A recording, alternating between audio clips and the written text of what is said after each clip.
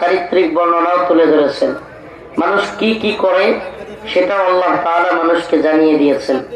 মানুষ বিপদে পড়লে কি করে?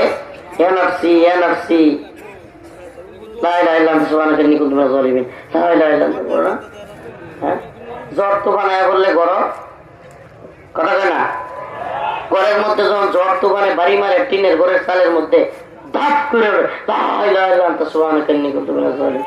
একটু পরে যখন জ্বর তুফান থামে যায়, সাথে সাথে একটা সিগারেট জ্বালা সুখ টান দেয়। কথা ঠিক কিনা? এই কাজগুলো মানুষের স্বভাব। এটা আমরা শুধু জানি না, আল্লাহ জানে। আল্লাহ বলেন ফাইযা রাকিবু ফিল ফুলকি দাউল্লাহ মুখলিসিনা লাহুদ্দিন فلما نجاهم إلى البر إذا هم يشركون